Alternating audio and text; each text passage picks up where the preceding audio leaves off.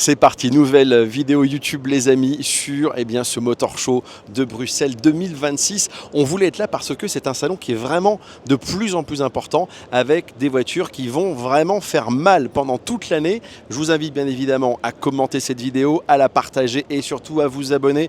Et n'oubliez pas les petites notifications. Alors, on va attaquer dans le vif du sujet avec les marques du groupe Stellantis. Il y a beaucoup de marques, 14 marques au total et quasiment une dizaine que sur le marché français. Et juste une petite information sur le salon de Bruxelles pour vous dire l'importance de ce salon, c'est que ici, ça peut représenter pendant la durée du salon 30% voire 40% des ventes sur l'ensemble du marché belge de l'année. C'est assez dingue et c'est aussi pour ça que tout le monde est présent. Allez, tout de suite, balade accélérée des voitures qui vont marquer cette année 2026. Alors, chez Citroën, il y a deux choses intéressantes à voir. La première, la voici, c'est iC5 Aircross. Alors, le C5 Aircross, vous avez trois motorisations. Vous avez une version 100% électrique, c'est celle-ci, parce que vous avez le petit E devant C5. Et vous avez également une version hybride rechargeable et même une version hybride non rechargeable. Donc, il y en a pour tous les goûts. C'est un beau pépère, hein, le C5 Aircross, regardez. Et c'est un véhicule dans la tradition Citroën pour les gros rouleurs, du confort, de l'espace, voilà, une auto bien dans son époque. Voilà. Vous avez forcément du coffre également. Allez, je vais vous montrer l'intérieur.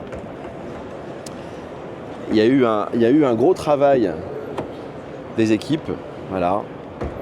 Je trouve que les sièges sont très beaux.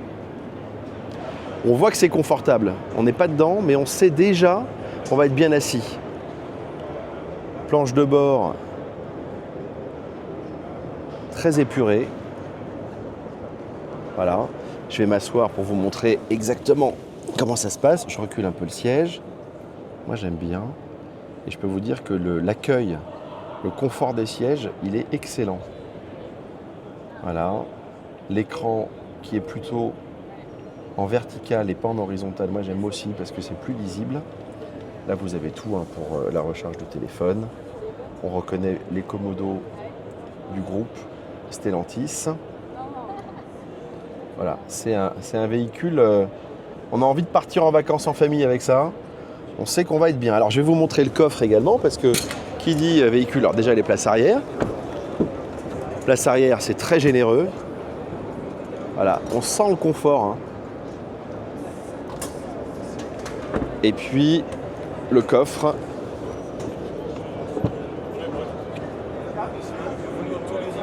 Voilà. Là vous avez une soute. Il y a de quoi faire. C'est carré, c'est très logeable. C'est très bien pensé. Le petit bouton pour fermer. Et puis à côté, vous avez Hello. Et je vais me rapprocher de Pierre Leclerc. Vous allez voir, c'est très chouette. Alors chez Citroën, le gros morceau, il est là et il y a son papa, Pierre Leclerc, qui est à côté. C'est Hello. Salut Pierre. Bienvenue chez Citroën. Merci à toi. Alors, il est très très chouette. Je trouve que c'est l'un des véhicules phares de ce Motor Show de Bruxelles. En plus, toi, tu es belge. Oui. Donc, tu dois être fier d'avoir une auto sympa à toi sur le stand Citroën. C'est Hello. Et ça préfigure, à mon avis, plein de choses chez vous. Écoute, tu sais qu'on a toujours chez Citroën fait des intérieurs incroyables. On a voulu ici prendre une voiture extrêmement courte. En fait, on a une voiture à peine plus grosse qu'une C3 en termes de taille et réinventer complètement l'architecture intérieure. En fait, réinventer le MPV de nos jours. Alors, Citroën, ce sont des voitures, dans l'histoire de Citroën, hein, des voitures intelligentes, astucieuses, populaires et confortables. Est-ce qu'on a l'ADN de Citroën dans Hello ? Alors oui, je vais t'expliquer. Tu sais, ce qui était intéressant, c'est que quand on a commencé ce projet, on est allé parler à la marque Decathlon. Et tu sais que nous, c'est une marque qui nous inspire beaucoup parce qu'on a les mêmes valeurs. C'est une marque qui innove sans nécessairement intégrer des technologies qui sont chères, mais qui innove par des produits qui sont bien pensés, bien dessinés. Et donc on a fait vraiment ce projet du début à la fin, ensemble. Alors, on va faire le tour. Comme tu veux, où on passe de ce côté-là, je pense que ce sera peut-être plus facile. De l'autre côté, on va de l'autre côté, vous allez voir que c'est un véhicule qui est bourré d'astuces. Moi, j'aime beaucoup sa petite bouille aussi, très, très lumineuse comme ça, c'est très dans l'air du temps. Ce qui est super important, c'est qu'on te montre la modularité, si tu veux, de l'intérieur. Évidemment, c'est un concept intérieur avant tout. C'est une voiture avec laquelle on a On va se voulu rapprocher, attends. créer une troisième pièce à vivre, si tu veux, et démontrer 3 piliers. C'est important quand tu fais un concept de choisir tes batailles, et on a voulu démontrer qu'on pouvait travailler de n'importe où. Tu sais, on a de plus en plus de monde qui veut travailler le vendredi dans le sud de la France ou où tu veux. Donc on a un siège ici qui est rotatif, 360 degrés, et tu peux simplement t'asseoir ici. On a une petite tablette. Je vais venir avec tu as toi. la tablette, Pascal? On a plein de fonctionnalités parce que c'est vraiment l'attente de nos clients. Les clients Citroën veulent de la fonctionnalité, de la rationalité. Et donc on a cette petite tablette et imagine-toi travailler donc, Au bord d'un lac. au bord d'un lac, au bord de la mer, où tu veux, dans les montagnes. Ça, c'est pour ta journée, tu travailles. Ensuite, le deuxième pilier qu'on a voulu démontrer, c'est le pilier Play. Et tu t'imagines bien qu'avec Decathlon, on a eu des possibilités énormes. On a développé une application avec eux qui fait que tu n'oublieras rien en partant de chez toi, en planifiant toutes tes activités.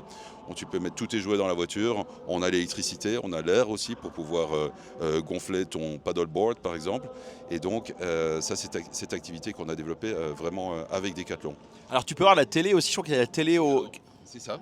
La troisième activité, c'est rest. Donc, après une journée bien remplie, tu vas te reposer. Et on va te faire la démonstration. Alors moi ce que j'aime bien c'est que voilà, c'est qu'ils se creusent la tête et 4,10 m, on est vraiment sur un format qui est court. 4,10 m, c'est vraiment très court, c'est une C3. Et donc, qu'est-ce qu'on a fait? C'est qu'on se dit, voilà, si demain tu as une voiture qui est vraiment uniquement électrique, tu n'as plus de capot, tu n'as plus de moteur à l'avant, on peut utiliser l'espace entre les deux roues qu'on a poussées en avant, et on crée un espace incroyable entre le rang 1 et le rang 2. C'est vraiment ce qu'on voulait, si tu veux.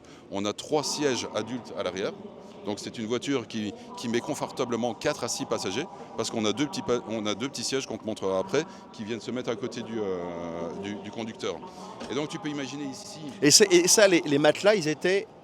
Alors, Il y a un logement dans le coffre. Les matelas sont dans le coffre. On a de l'air ici sur le côté. Ici pour la démonstration, on l'avait déjà gonflé. Mais c'est une technologie Decathlon qui fait qu'avec juste un tout petit peu d'air, tu arrives à avoir la bonne rigidité de matelas. C'est ce que j'utilise dans les paddles, tu sais, pour aller sur l'eau. Pour moi, imagine, et Patrick va le faire, imagine-toi couché là, tu te regardes ton petit film, et au-dessus de toi, tu as un ciel étoilé. C'est juste fabuleux.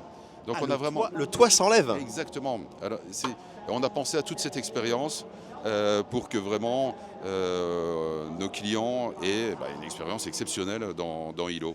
Donc, work, rest and play. 3 activités de la journée qu'on a voulu démontrer avec la versatilité de cet intérieur. Et Pierre ne vous dit pas tout. Il y a la French Touch. Il y a des boules de pétanque. Alors, monsieur, s'il vous plaît. Il y a des boules de pétanque. Il y a le cochonnet ou pas? Ah oui, il y a le cochonnet, bien sûr. Ils ont tout prévu, les gars. Venez voir, vous montrer ça. C'est n'importe quoi. Mais ça, c'est génial. Ça, j'adore. Alors, le cochonnet, il est où? Alors, écoute. De fait, on a les boules de pétanque ici. C'est génial. Boules de pétanque Citroën Decathlon. D'accord. Et tu as ton cochonnet. Tu as 3 boules ici et 3 boules de l'autre côté. Donc on a vraiment pensé à beaucoup de choses. Il y a plein d'histoires autour de ce concept. Et pour nous, c'est important, si tu veux, parce que des concepts, ce ne sont pas juste un exercice de style, mais vraiment un laboratoire d'idées. Alors ça, c'était ma dernière question par rapport à ça, Pierre. C'est est-ce que ça préfigure des choses concrètes chez Citroën? Alors, on ne fait rien sans raison. Ce concept, il est là pour tester, tu sais, tester nos clients, vous tester ici au salon. Mais c'est vraiment des choses qu'on a envie de pousser, si tu veux. Ce concept porte vraiment les valeurs Citroën et il n'y a rien dans ce concept qu'on n'a pas envie de pousser. Donc c'est un laboratoire, on va essayer de voir avec nos équipes, avec les ingénieurs, ce qu'on arrive à mettre sur la route. Mais il n'y a rien de tellement fou en fait, ce sont des choses qui sont assez concrètes et qu'on pourrait tout à fait imaginer sur la route. Non, c'est complètement rationnel et dernière chose, c'est que vous êtes aussi... Ça tabasse à côté chez Opel, on va les voir après, mais ils nous énervent. Mais aujourd'hui c'est la mode des SUV, oui. Mais ça c'est un monospace. Oui. Et on est bien sûr dans l'histoire de Citroën, il y a Picasso, qui a été un succès phénoménal il y a 30 ans. Oui. Est-ce que ça pourrait être le remplaçant d'un nouveau Picasso? Mais complètement. Et puis si tu veux, nous ce qu'on essaye de faire, c'est de finalement casser l'avant des voitures. parce que ce qu'on nous propose aujourd'hui, finalement, c'est juste d'avancer le pare-brise et de créer de l'air. Mais ce n'est pas tellement intéressant pour le client de créer de l'air. Nous, on pense qu'il y a vraiment une possibilité de casser nos avants avec les avantages de la voiture électrique, de réinventer nos avants et d'utiliser cet espace pour le client à l'intérieur. Alors on le voit, 4x10, plein d'ingéniosité. Écoute, merci infiniment. Très bon salon à toi de Bruxelles. Merci beaucoup. Et nous, on poursuit la balade. On va aller chez Opel parce qu'à force, on va aller voir ce qui se passe quand même. À plus tard. Au revoir. Bon, alors chez Opel, eh bien, vous avez la nouvelle Astra. Alors c'est surtout un restyling, hein. Et vous avez bien sûr la version Tourer. Alors Opel, il faut savoir que c'est une marque très importante en Allemagne parce que c'est son marché domestique. Elle est dans le top 6 des marques les plus vendues. Et dans le top 6, vous n'avez que des marques allemandes. Et je crois que c'est 75% du marché allemand sur ces 6 marques allemandes. Et puis, vous voyez, des marques françaises, eh bien, c'est 1,5, 1,8% du marché. Ce sont des marques très, très importantes. Opel, bon, c'est le groupe Stellantis, mais vous avez vraiment des particularités. Ce n'est pas une 308 rebadgée avec le Blitz de l'éclair. Vous avez aussi une approche qui est un petit peu différente, et bien notamment en termes d'éclairage. En général, ils font hyper attention à ça chez Opel parce que les Allemands, les conditions météo ne sont pas toujours les mêmes qu'en France. Il y a plus de brouillard, ça joue énormément, plus de confort, également plus d'insonorisants. C'est ce que nous a dit Julian, qui est le patron de Opel France, qui est un Allemand. Il m'a dit on a une approche assez différente chez Opel pour donner la typicité des différentes voitures. Donc voilà, donc, vous avez sous les yeux nouvelle Astra et la nouvelle Astra Tourer, qui sont des voitures pour rouler. En général, chez Opel, vous en avez pour votre argent. C'est très pragmatique à l'allemand. Allez, je poursuis toujours dans l'univers Stellantis. Là, on est chez Fiat. Alors, pas de grosses nouveautés à vous montrer. Là, vous avez la version Abarth de la 600. C'est la Competizione électrique. Allez, je vous la montre quand même. Alors, chez Jeep, je vous présente le Wagoneer S, qui est le premier SUV 100% électrique développé par Jeep, 100% par eux. Alors, l'intérieur, en fait, on est vraiment dans du premium. Vous avez du confort et je vais me mettre au calme à l'intérieur. Vous avez 3 écrans, celui derrière le volant, celui-ci, et vous en avez un autre également ici. Donc écran interactif pour le passager. À l'intérieur, ça, on se la joue. Il y a même un 4e écran ici pour la climatisation. Et ça se veut très premium, très luxe. 600 chevaux, presque 480 km d'autonomie. Voilà, la finition est vraiment pas mal. C'est très confortable. On sent que c'est un véhicule américain, qu'on est parti pour rouler. Et un positionnement, voilà, un positionnement haut de gamme de ce Wagoneer S qui est 100% électrique. Alors bien sûr, des nouveautés électriques, il y en a beaucoup. Vous voyez, les petits boutons, les petits détails.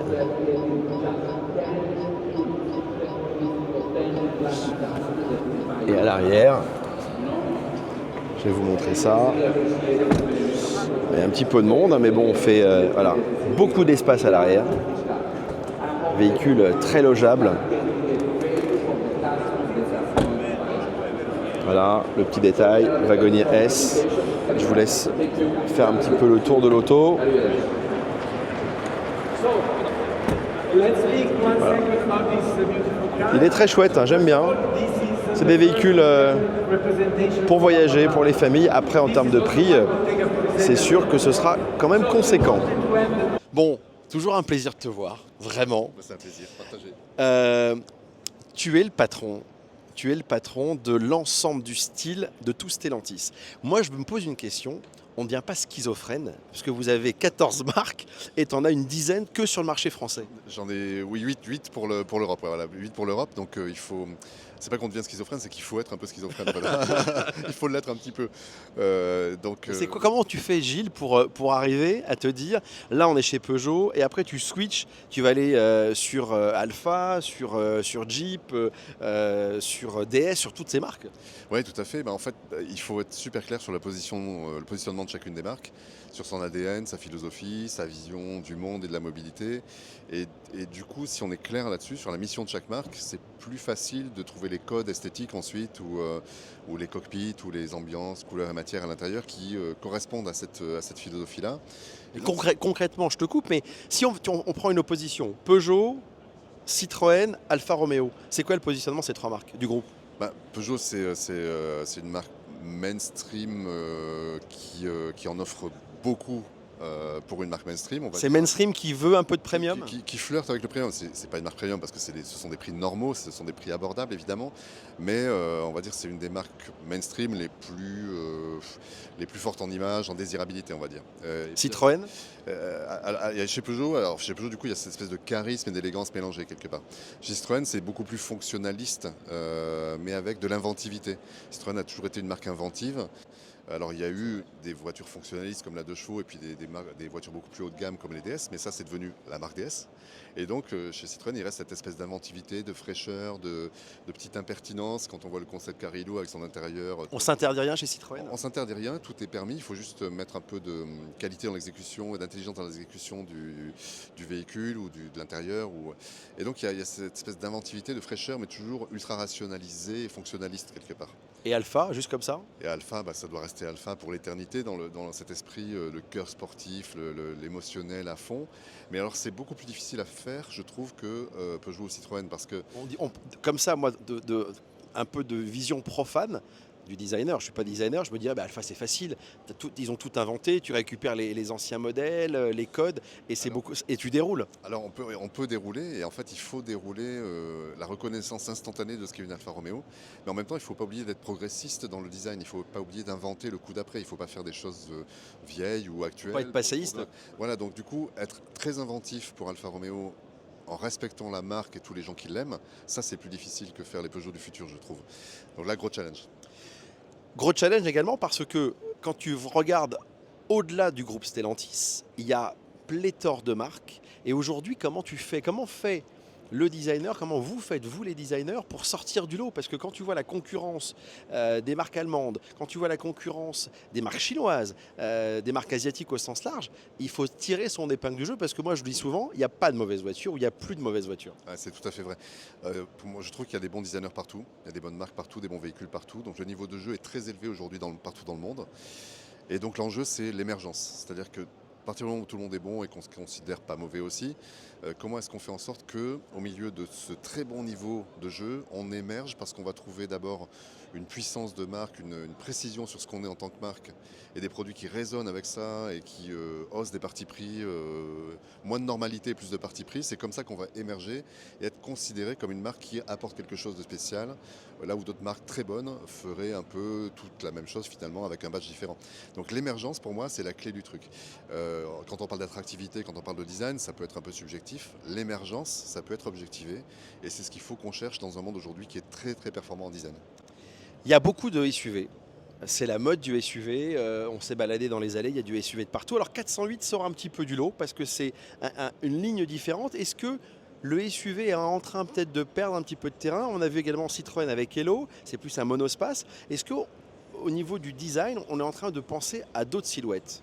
Alors oui, je pense qu'il faut qu'on soit inventif dans des nouvelles silhouettes automobiles pour des raisons qui sont de l'ordre de l'efficience, en général d'ailleurs.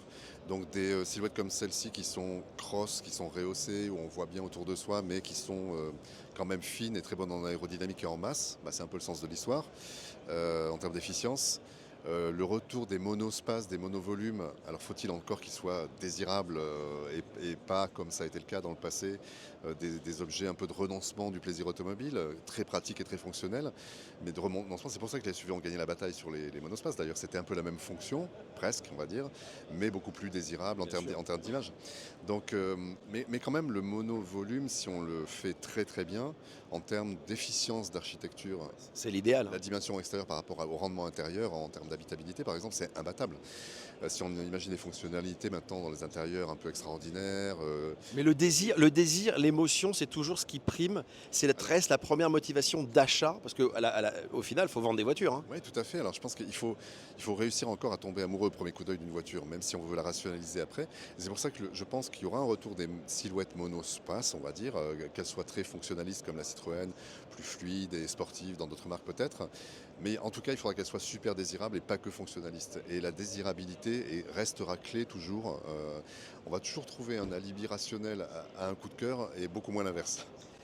Dernière question, Gilles. Aujourd'hui, il y a certaines silhouettes qui sont presque abandonnées. Les coupés, les roadsters. Il y a encore 20 ans, même les marques généralistes proposaient des coupés, des cabriolets. Aujourd'hui, c'est, à part Mazda avec la MX-5, mais ça devient où, tu vois, c'est vraiment très très rare. Est-ce qu'on réfléchit, notamment avec des marques comme Alfa Romeo, avec cette tradition du coupé, du cabriolet, de repenser des vraies voitures émotionnelles plaisir, pas que fonctionnelles? Ouais, je pense qu'il y a du Il y a terrain de la pour place ça. ou pas? Oui, il y a de la place pour ça. Je pense que le monde automobile étant dans cette espèce de stress depuis le Covid ou même un peu avant, certainement d'ailleurs, tout le monde se pose des questions. Il faut se recentrer sur l'essentiel. Bon, il y a un peu de ça, je pense. Mais bien sûr, il y a de la place pour ces silhouettes-là. Il y a toujours des gens fans de ça et ça n'empêche pas de les rendre efficientes, voire électriques, voire autre chose. Donc, il n'y a pas de raison. L'émotion, le plaisir du bel objet qui évoque tout un tas de choses un peu extraordinaires, ça a toujours sa place évidemment. Donc on y réfléchit pour quelques marques à droite à gauche. On verra ce Un qu'on petit fait. Duetto, par exemple? Ah, bah, pourquoi pas. La 33 Stradale, donc dans son univers complètement fou et luxe, évidemment, c'est déjà voilà. Donc la 33 exemplaires, évidemment, à ce prix-là, c'est pas pour tout le monde. Mais sur des choses plus raisonnables, pourquoi pas. Je pense qu'il y a toujours de la place pour ça. On va attendre d'avoir un peu les moyens de faire des choses comme ça, mais oui, ça a toujours du sens. Et ça en aura toujours. Dernière question, quand on est designer comme toi avec un magnifique parcours, quelle voiture aurais-tu aimé designer? Oh là là, ça c'est terrible comme question.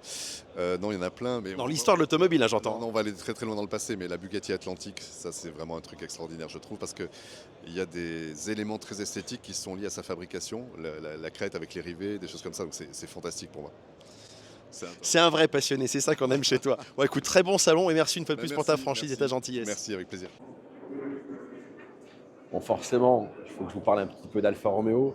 On est à côté de cette Giulia Luna Rossa, donc la lune rouge, et c'est surtout une équipe de l'America's Cup. Et c'est une voiture commémorative qui a été faite en collaboration avec Luna Rossa, Prada et bien sûr Alfa Romeo et Pirelli. Seulement 10 exemplaires, cherchez pas, elles sont déjà toutes vendues, mais la voiture est très très très chouette, très agressive. C'est la base de la Giulia Quadrifoglio Verde avec un moteur à 520 chevaux.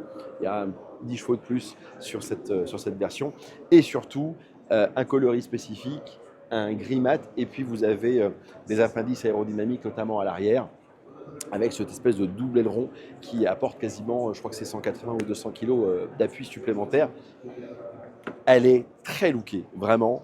L'intérieur, je pense que l'intérieur, il est plus beau que l'extérieur. Ils ont fait un truc de ma boule et le logo Alfa Romeo est rouge. C'est assez rigolo d'ailleurs. Il y a une marque comme ça qui passe son logo en rouge quand c'est des versions très énervées. C'est Honda.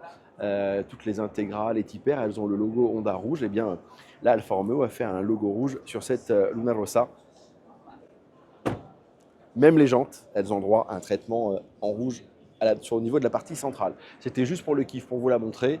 Elles sont vendues, il n'y en a que 10 exemplaires. Ça, c'est ultra, ultra, ultra collector pour tous les alfistes.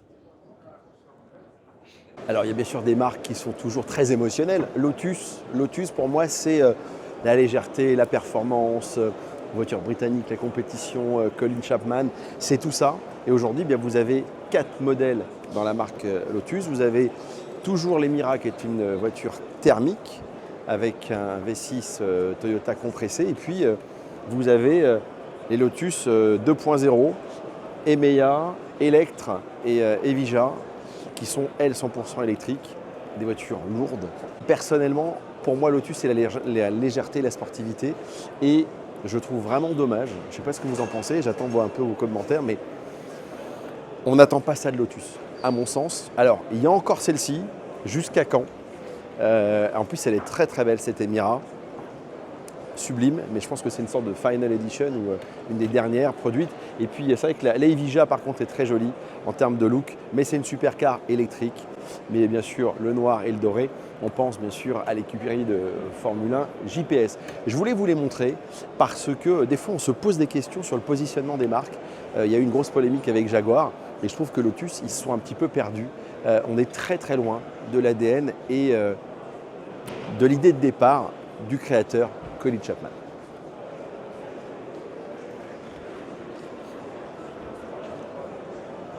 Alors, bien sûr, chez Renault, cette Clio 6e génération, alors vous l'avez déjà vue dans la presse, mais moi, personnellement, c'est la première fois que je la vois en vrai.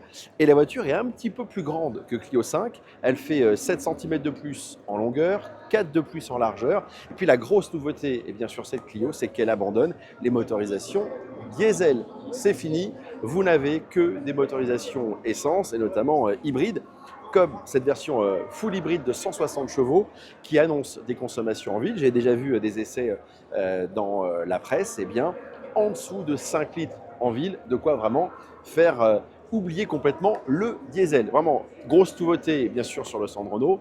Vous avez la bombe, allez, je vous la remontre, elle est top, R5 Turbo 3 i électrique. Cette voiture-là, c'est la voiture qui a roulé au Tour de Corse cette année. C'est Julien Saulnier qui a pris le volant et il n'a pas ménagé la bête, hein, il a vraiment roulé. Et ce qui est complètement dingue, c'est que vous avez une voiture qui fait 550 chevaux et qui fait 1400 kg. 1400 kg pour une voiture électrique, c'est vraiment un tour de force de la part des ingénieurs de chez Renault. Elle est terrible cette caisse, vraiment en termes de look. Et là, on a une vraie voiture de course. L'intérieur, il est ultra minimaliste. Ils ont gardé le côté chic avec, regardez, cette Alcantara de couleur. Ouais, pour moi, c'est sûrement la plus belle du salon. Bon, on l'avait déjà vue, mais la revoir, la toucher, on a surtout envie de l'essayer. Mais la très grosse nouveauté sur le stand au losange, la marque au losange, eh bien, c'est la nouvelle Twingo, 4e du nom, qui renoue enfin avec le style de la première. Et j'ai Arnaud Belloni, l'un des patrons de chez Renault, qui m'attend aux côtés de la belle Twingo qui est juste là. Alors, gros morceau, et puis vous reconnaissez la musique de la pub, c'est la Twingo. Je suis aux côtés d'Arnaud Belloni. Salut Arnaud. Salut, bonne année. Bonne année à toi. On l'attendait. Franchement, chez Renault, c'est une belle révolution. C'est la Renault-lution et ça se poursuit. Et vous sortez des véhicules iconiques qui sont vraiment dans l'air du temps. Celle-ci, elle va faire un carton comme la R5, je pense. Hein. Oui, c'est assez prometteur. Clairement, on le sait déjà. Aujourd'hui, avec les moyens modernes, on sait que la voiture, elle plaît à peu près au même niveau que la Renault 5. Et surtout, c'est la taille qu'il faut pour le marché européen. Et c'est la taille, c'est la voiture que les gens attendent pour définitivement entériner le passage à l'électrique en ville. Alors, l'électrique, on va revenir. Vous avez été l'une des marques précurseurs avec Zoé. Vous avez Zoé pendant plus de 10 ans. Vous avez appris, j'imagine, ça tu vas nous en parler. R5, c'est un carton en l'espace de même pas 2 ans. Et là, Twingo, effectivement, c'est prometteur. Cette voiture-là ne sera qu'en électrique. C'est vraiment la stratégie. Cette voiture, elle est en. Déjà, c'est important, elle est en 5 portes parce que la première génération de Twingo n'avait pas les 5 portes et c'était un problème. Et elle est, oui, elle est 100% en électrique. Bon, il n'y a plus de business model, désolé de parler en anglais, mais pour une citadine, une ultra citadine en thermique. D'ailleurs, il n'y en a plus, hein, nos concurrents ont quasiment tous jeté l'éponge. Et le seul moyen de revenir, c'était de le faire en électrique. Mais c'est pas une contrainte, c'est assez logique en fait, puisque l'électrique, le réseau, d'abord en Europe, conduire en ville en électrique, c'est jouable parce qu'aujourd'hui les réseaux d'infrastructures de bornes sont plutôt vachement développés maintenant dans les villes. Et puis on sait que nos acheteurs finalement ils sont pas toujours dans les villes, ils sont dans les petites villes ou dans les villages. Et les gens qui ont les maisons, ils ont un garage. Dans les garages, ils ont des bornes et ils ont des prises même de 220 volts. Et vous pouvez, si vous faites 10 km par jour, ce qui est le cas du client de Twingo, hein, il va faire des petits trajets, 20 km max. Il vous faut la nuit pour le recharger sur le secteur en 220 volts et ça lui suffit. Donc il n'y a pas de frein. Mais est-ce que Zoé vous a appris l'électrique, clairement? Ah bah Zoé, c'est un véhicule fondateur parce que on a tout testé. On a testé la techno, on a testé la taille et surtout on a testé l'intégralité de notre réseau. C'est-à-dire que nos vendeurs, pendant 10 ans, en ont vendu toujours plus et ont appris à parler de l'électrique aux clients. Ils ont appris à lever, comme on dit, les contraintes. Ils ont appris à reprendre des véhicules, y compris des Zoé. Hein. Ce qui fait que oui, c'est un laboratoire extraordinaire et quand on arrive... quand on relance notre filière électrique, maintenant il y a 4 ans avec la Mégane, et puis avec le Scénic, puis avec la R5, avec la R4, et maintenant la Twingo, on est surentraîné. On est surentraîné. Et d'ailleurs, on voit bien que les ventes d'électriques chez Renault s'accélèrent. Hein. Là sur Renault 5, parce que Zoé en 10 ans c'est quoi? C'est 300 000 voitures. Oui. Et Renault 5 c'est combien de voitures en même pas 2 ans? Plus de 100 000. Plus de 100 000, le chiffre il est même périmé, hein. C'était 100 000 au mois de novembre. Comme on en fait à peu près 10 000 par mois, Ouais, donc tu es déjà à 100, à 130, 140. probablement on doit être pas loin des 150 000. Ouais. Alors, est-ce que Twingo, parce que moi on a tous vécu une Twingo quand on était jeune. Moi je sais que j'ai déménagé en Twingo parce que c'était hyper modulable. Est-ce que dans la nouvelle Twingo on récupère cet esprit d'ingéniosité, de modularité? Globalement, cette voiture elle est fidèle à la première génération. Et elle est même mieux, puisqu'elle a les 5 portes, je vous les montre. Ouais, on va regarder ça, ouais. Et puis voilà. Mais est-ce que tu as la banquette, t'as la banquette coulissante? Elle est coulissante, elle est sur un rail. Tu as les mêmes vitres Ouais, qui s'entrebâillent, qu'à l'époque. Tu as même le bouton de Ah oui, warning attends, rouge. oui, ça c'est génial. Et là, tu as le fameux bouton de warning. Non, par contre, ce qui est extraordinaire, c'est qu'elle bénéficie de tout l'écosystème d'entertainment de la R5. C'est-à-dire que dans cette voiture, tu as Canal+, quoi. Donc tu peux aller regarder du sport en direct. C'est assez dingue. Tiens, on va regarder le Dakar. Voilà, allez hop. Lecture du Dakar. Ouais. Accéder au live. Allez, c'est parti. C'est assez fou. Arnaud, je te laisse ressortir de la voiture. En termes de positionnement, en termes de prix, on va être face à qui? Ah bah là, on est en dessous de, on est en dessous de R5. On va être un peu, enfin il y aura. Idée Polo. Oui, alors bah oui, mais elle arrive un peu après, donc à force de teaser, moi je suis un peu perdu, mais non, je suis un peu méchant là. Non, un chouïa. Un chouïa. Mais oui, on va être en face, on va être aussi en face de la C3. Hein. Finalement, les gens l'ont mis en face d'R5. Mais et le prix, ça va être quoi, l'accès? C'est un peu tôt, mais on va être très bien placé. On va être très bien placé. Puis parce que IC3, c'est hyper bien placé. Hein. Oui, bien sûr, mais on sera très bien placé aussi. Et en plus, je pense qu'il y a, si tu veux, aujourd'hui, beaucoup de journalistes ramènent tout au prix, ce qui est juste. C'est un critère. Mais faut savoir. Mais là tu as le côté émotionnel. La voiture, tu as envie de l'acheter, elle est jolie. Il faut savoir que quand tu as le choix entre une voiture. Fais gaffe à ce que tu dis. Non, je connais bien le métier, donc quand tu as le choix entre une voiture et une histoire,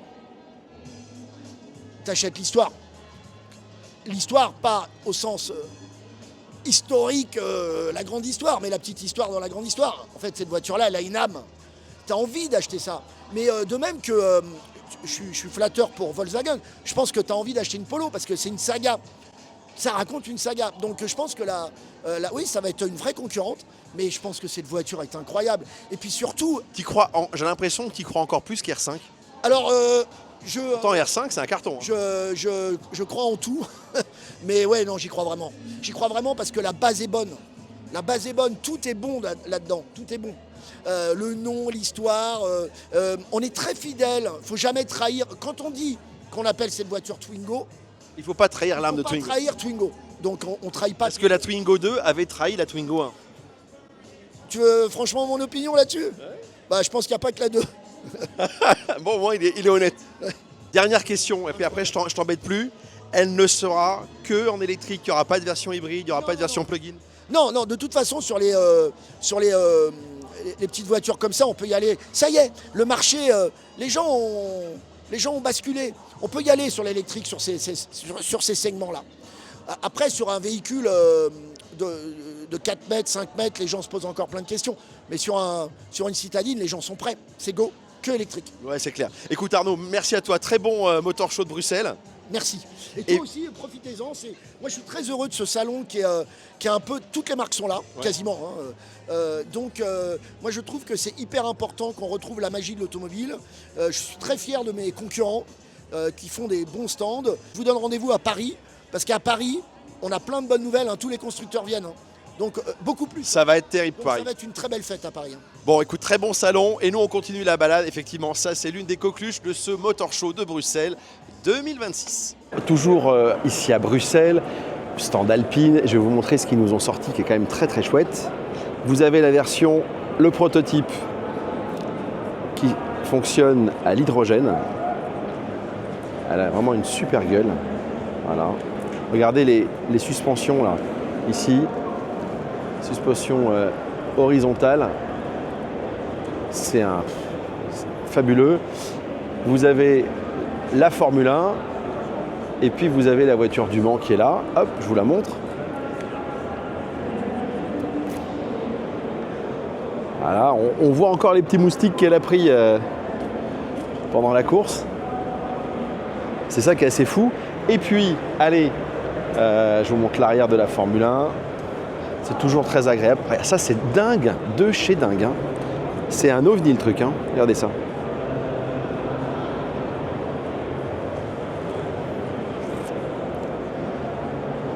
Elle est très très graphique. Cette HY6. Superbe. Allez, et puis je vais vous montrer. Donc là, vous avez la A290, hein, c'est une R5 électrique version alpine. Et puis vous avez la version GTS de la 110 thermique, c'est les dernières. Alors il y a toujours une petite, peut-être une lueur d'espoir pour la prochaine qui serait, a priori elle est électrique, mais on va essayer toujours de mener un petit peu l'enquête. Voilà, ça c'est la version GTS, qui est très belle. Je vais vous montrer l'intérieur. Très très jolie voiture. Voilà, l'intérieur, il est chic.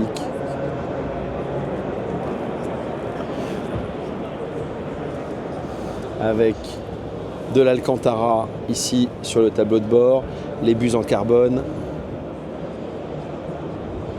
C'est très joli, vraiment c'est très très joli. Elle a le pack aéro carbone ici.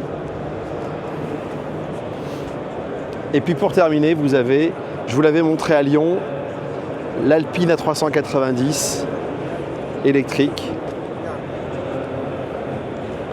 qui est réussi. Allez, on poursuit, on va changer de hall. On va en direction des marques notamment du groupe Volkswagen, mais il y a aussi Mercedes un petit peu plus loin. Allez, je poursuis. Alors, on est sur le stand Mercedes et c'est tout frais chez Grégory Delépine de chez Mercedes France. Car of the Year. Greg, félicitations, la voiture, le CELA et la voiture de l'année 2026. Oui, merci Grégory, c'est une très grande fierté. T'es pas arrivé depuis 1974, donc c'est quand même assez historique. Ouais. 52 ans sans titre. Sans titre, ouais. C'était avec une classe S en plus. Là, on est avec une voiture qui est beaucoup plus accessible par rapport à une classe S, mais qui vient avec, on va en parler je crois, mais avec plein de nouveautés. Donc non, on est très fiers, très contents. Alors cette voiture-là, on l'a essayé ensemble. On avait fait, je me rappelle, sur ma chaîne YouTube, 618 km en full électrique, sans tricher, sans rien, avec une seule recharge. Et donc de cette plateforme, eh bien, il y a enfin la version break qui est là, le shooting break, qui est juste à côté. Et vous avez juste derrière sorti le GLB en version donc SUV. C'était pour ceux qui trouvaient que le CLA berline manquait un peu d'espace. Tout à fait, en fait on a une berline, donc un modèle plutôt tricorps sur lequel on avait 400 litres de coffre. Là avec un vrai haillon, tu gagnes 50 litres de coffre, et puis une voiture un petit peu plus familiale qui permet d'aller encore plus loin. Et aussi plus d'accessibilité au niveau du coffre parce que tu as un haillon et ça joue énormément. La plateforme, c'est une plateforme toute neuve, toute nouvelle, qui permet d'avoir des véhicules électriques et également des véhicules hybrides. Hybrides, donc thermiques, mais sans avoir besoin de recharger. Soit tu as une prise et tu as une possibilité de te recharger chez toi, et dans ce cas-là, tu préfères un véhicule 100% électrique, soit tu es en full hybride, donc la voiture va se recharger au freinage et te permettre d'aider sur quelques phases d'accélération, par exemple, pour consommer nettement moins. Les ambitions sur notamment ce shooting break que moi j'attendais, que je trouve très très beau, elles sont importantes. Alors, et en plus, il y a CELA qui va arriver derrière, qui est aussi sur la même plateforme. C'est le cœur du marché pour Mercedes. Le break, tu veux dire ? Oui. Alors, on avait déjà bien performé avec la berline, surtout en société, puisque la voiture est éco-scorée, on l'avait vu ensemble, et surtout elle a une autonomie qui est très intéressante. Je pense qu'il y avait encore une certaine attente pour avoir plus de volume. Donc oui, je pense qu'il y a encore beaucoup d'ambition sur le shooting break qui devrait vraiment en plus donner un nouveau souffle aux ventes avec l'apparition d'un haillon. Ce qui est important, c'est que tu le sais, on l'avait déjà évoqué, c'est qu'en fait le CX est très important pour l'efficience de la voiture. Donc il faut qu'on arrive à avoir des voitures qui soient avec un CX qui soit efficient. Et tu l'as dit, la première raison d'achat, c'est le design. Donc il faut que la voiture plaise, qu'elle soit consensuelle et surtout quelque chose de très important, qu'elle ne soit pas datée. C'est-à-dire qu'il ne faut pas qu'au bout de 2-3 ans, la voiture soit complètement datée en termes de design. C'est pour ça qu'on va chercher des designs avec beaucoup de rondeur, il y a peu d'angles, il y a peu de lignes à serrer. Et on essaye d'avoir quelque chose de plus fluide possible et qui dure le plus longtemps possible dans le temps. Car of the Year depuis 1974, ça n'était pas arrivé pour vous, donc bravo à l'équipe. Merci et bon salon. Merci, et nous on poursuit la balade. Allez, ça poursuit la déambulation ici. Je vais passer du côté de chez Suzuki. Je vais vous montrer quelque chose. Alors, bien sûr, vous reconnaissez le Vitara, vous reconnaissez la Swift, le Aircross, mais il y a ça qui m'intéresse. Alors, c'est pas une nouveauté. Déjà, j'adore la déco ambiance Tokyo avec les bandes lumineuses comme ça. On se croirait vraiment dans les rues de Tokyo. Et regardez ce que je vous ai trouvé. Alors, est-ce que les geeks de l'automobile la reconnaissent? Suzuki Cappuccino. Elle a été présentée en concept car au salon de Tokyo en 89. C'est pas tout jeune, hein. Elle a été commercialisée à partir du salon de Tokyo 91 jusqu'en 97 et c'est une K-Car, donc cette petite voiture avec des gabarits restreints. Vous voyez, c'est tout petit. Moteur 3 cylindres, 657 cm3, 63 chevaux et 690 kg. Voilà. C'est l'une des K-Car, si c'était la K-Car la plus mignonne que l'industrie automobile japonaise nous a régalé. Je la trouve vraiment terrible. Vous vous rendez compte qu'elle a 35 ans et elle n'a pas pris une ride. On aimerait un retour de petites autos comme ça, économiques, ludiques, sympas. Trop mignonne. Allez, je continue la balade. Et je vais aller du côté de chez MG. Il y a un véhicule que je veux vous montrer qui est intéressant. Là, voilà, MG, ils sont un peu plus loin. Alors tout à l'heure, je vous parlais notamment chez Citroën du iC5 Aircross. Et bien là, vous avez l'un de ses concurrents. Je crois que c'est le 7e véhicule présenté par la marque MG en France. C'est un beau petit bébé, il fait 4,71 m, alors c'est à peu près 7 cm de plus que le Citroën. Mais surtout, vous avez, regardez, un empattement qui est très très long.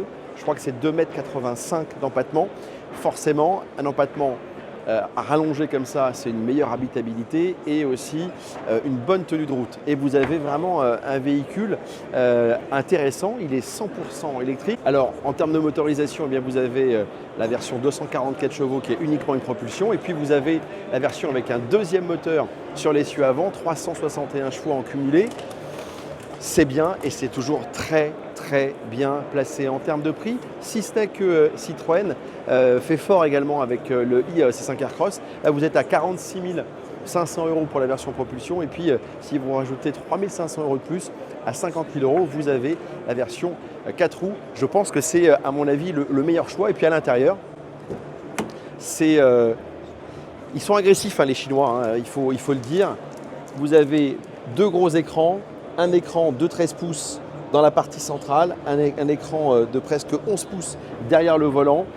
C'est joli, c'est bien fait, c'est qualitatif. On peut s'inquiéter, et puis vous avez du coffre. Hein. Alors, il y en a un petit peu moins que le Citroën. Le Citroën est à 550 litres de mémoire, et là, vous êtes à 493 litres. Voilà. Donc, dans la bonne moyenne. Et puis surtout, si on rabat la banquette arrière, eh bien, on atteint 1900 litres de chargement et il est très carré. Non, c'est probant. Moi, j'avais essayé le petit frère, hein, le MG ZS3, j'avais trouvé ça assez étonnant. Et là, le S6 EV, eh bien, il faut aussi compter sur lui. Et c'est très joli. Et il y a un petit côté, quand on regarde comme ça, il y a un petit côté Mercedes, hein, regardez, au niveau de la signature lumineuse. Je pense qu'il y a eu de l'inspiration du côté de chez MG versus nos amis à l'Étoile d'Argent. Bon, il y a une marque que j'aime beaucoup, marque japonaise, c'est Mazda, parce que j'ai eu la chance. Je dis assez souvent d'aller à Hiroshima au Japon, c'est la ville, le siège de Mazda. Et quand on comprend comment ils font, on se dit ils sont toujours très smart, nos amis japonais. Alors, cette voiture, c'est une première mondiale. C'est la iCX6. Alors la plateforme est la même que la berline qu'on vous avait présentée, la Mazda 6e au Salon de Lyon. Sauf qu'elle est un peu plus courte de quelques centimètres et l'empattement est, lui, en revanche, rallongé. Et ça, eh bien, c'est gage forcément de stabilité et d'habitabilité. Très jolie voiture. J'aime beaucoup le coloris également. C'est une teinte exclusive pour cette voiture. C'est une sorte de améthyste lilas métallisé. L'intérieur est biton top, les finitions top Et en termes de prix, ils sont super bien placés. On est sous les 50 000 € avec seulement une seule version, 258 chevaux électriques et en propulsion. Mais la voiture est vraiment intéressante. Alors il y a du monde en face. Vous avez la MG, je vous en ai parlé. Vous allez avoir ID.7 chez Volkswagen. Il y a également des offres chez nos amis de chez Skoda, les Tchèques. Mais vraiment, cette Mazda en première mondiale ici à Bruxelles, elle mérite qu'on s'y attarde. Et puis, si vous êtes allergique au SUV, j'ai quand même la solution chez Mazda, c'est celle-ci. Je vous l'avais déjà présentée et elle est vraiment très très belle. Mazda 6 électrique, même plateforme, je vous le disais, et toujours une très belle finition à l'intérieur.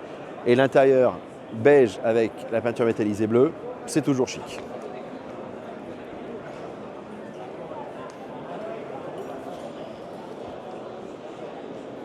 Allez, toujours dans les allées de ce Bruxelles Motor Show, qui est vraiment bien. Là, vous avez Xpeng qui est en train de bien monter en France. Qu'est-ce qu'on a à côté? Là, on a Subaru. Ah là, je vais vous montrer quelque chose, c'est Subaru. C'est la Subaru de série la plus puissante jamais fabriquée. Il est juste là. C'est l'e-Outback. 334 chevaux. Alors, ce qui est très marrant, c'est qu'il faut savoir que chez Subaru, eh bien, la durée de possession des clients est très longue. Je crois que c'est 18 ans, ce qui est énorme. Donc, ce sont des voitures, bien sûr, solides. Et là, l'e-Outback, eh bien, c'est une Subaru 100% électrique, 4 roues motrices, bien sûr, c'est l'ADN de la marque. Mais on est dans une logique d'un véhicule qui dure. Et je vais vous la montrer à l'intérieur. Et là, je suis en pleine négociation pour vous emmener en balade avec cette e-Outback que j'aime beaucoup, moi, en termes de style. Alors, à voir si voiture électrique rime avec longévité. Ça, ce sera une vraie question on essaiera de répondre. Ouais, belle gueule, hein. Voilà, vous l'avez. Très chouette. Allez, on poursuit la balade dans les allées. J'ai l'impression que ce Bruxelles Motor Show, c'est un petit peu le nouveau salon de Genève, parce que tous les constructeurs sont présents. Là, vous avez Honda, là, vous avez BMW, là, vous avez BYD, Toyota. Voilà. BM, ils sont là. Ça manque peut-être de grosses nouveautés pour devenir un nouveau Genève, mais à ce rythme-là, ça pourrait le devenir parce que, effectivement, les marques ont répondu présent, les gens sont là. Regardez, Toyota, très joli stand. Les stands sont chouettes, très jolies couleurs. Cette BM série 4 cab. Allez, on va passer. Elle est très belle cette M2, je vous la montre juste pour le kiff, c'est pas une nouveauté, mais on s'en fout. Franchement, elle est belle. Regardez-moi ça. Oh là là. C'est une version. L'échappement de l'espace. La couleur bleu mat, j'aime peut-être un peu moins, j'aime beaucoup les jantes un peu bronze comme ça. L'intérieur, allez, juste pour le kiff. C'est clair, net et précis. On aime. Hop là. Et puis, allez, maintenant on va aller vers le groupe Volkswagen. Là, vous avez, c'est drôle ça, regardez. On a les gardes de la reine qui sont tout excités. Qu'est-ce qui se passe? Et puis, vous avez la Mini Polspice qui est là. Ouais, c'est énorme, c'est très drôle. Ah, il y a une bonne ambiance. Allez, direction maintenant les marques du groupe Volkswagen.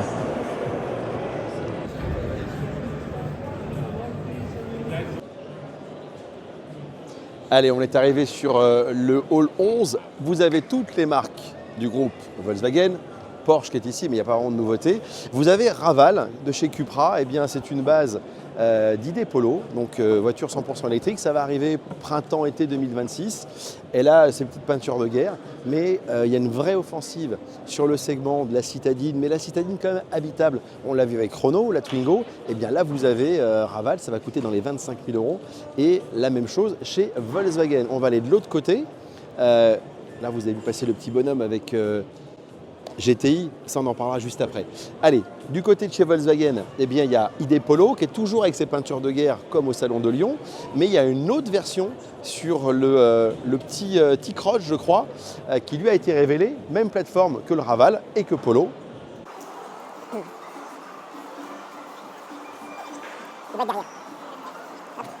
Non, il n'est pas là. Je crois que c'est là-bas. Parce que si je vous annonce un truc et je ne vous le montre pas, ça va pas. Venez voir. Voilà, il est là. ID Cross Concept. Franchement, je le trouve très réussi. Et l'idée Polo que je vous avais présenté, très sympa. Il est très très sympa. Il va y avoir beaucoup de monde sur ces voitures citadines, mais citadines quand même imposantes. Des voitures qui vont être très très polyvalentes. Ça, c'est vraiment l'état d'esprit et ça va être que du full électrique parce que, eh bien, sur ce marché-là, bien évidemment, il va y avoir de la demande. Allez, je vais aller vous la montrer. Elle est à côté. Ah là là là là là là. Alors, combien de générations de Golf GTI? 1, 2, 3, 4, 5, 6, 7 et 8. Et là, vous avez la version 50e anniversaire qui est parfaite. Elle est très très belle. Alors bien sûr, quand on est GTiste comme moi, on s'intéresse à la puissance, spécification, je regarde, édition 50, 325 chevaux, boîte DSG 7. Elle a de la gueule. Donc plein de belles choses sur les marques du groupe Volkswagen. Et bien sûr, cette offensive sur l'électrique et notamment sur ce marché des citadines. Je vous l'ai dit, chez Cupra, chez Skoda également et bien sûr chez Volkswagen. Bon, alors forcément, si vous cherchez quand même des voitures exceptionnelles de luxe, il y a des marques qui sont présentes à Bruxelles. Vous avez Porsche qui présente cette 911 Turbo S que je vous ai montré sur ma chaîne YouTube. Et puis, vous avez, mais ils sont dans un coin un petit peu caché. Vous avez Lambo, vous avez Bentley, vous avez Maserati et vous avez Rimac, marque croate qui a été fondée en 2009, je crois, par Matrimac. C'est une société qui est vraiment spécialisée dans toutes les voitures d'ultrasport, notamment électriques. Et ils sont basés à côté de Zagreb, en Croatie. Et à côté de Rimac, vous avez Bugatti. Alors vous allez me dire, mais pourquoi on a d'un côté le fleuron Bugatti français appartenant au groupe Volkswagen? Eh bien parce que depuis peu de temps, cette petite marque croate, Rimac, s'est payée plus de la moitié du capital de Bugatti. Et Porsche qui détient le reste, en gros la moitié, l'autre moitié, eh bien ils sont à deux doigts de vendre la totalité de la marque française franco-allemande, Bugatti, à Rimac. Et ouais, c'est une sorte d'info qui est presque passée inaperçue, mais c'est quand même assez dingue. Et là je vous présente cette Nevera qui est une belle auto. Je vous montre l'intérieur. Voilà. Donc c'est le petit pousset qui est en train de manger la grosse bête, à savoir Bugatti. Et à côté, vous avez, allez, je vous la montre parce qu'elle est très belle. Elle est un peu cachée. Ah, voilà. Quelle belle auto. C'est du savoir-faire, c'est de l'ingénierie.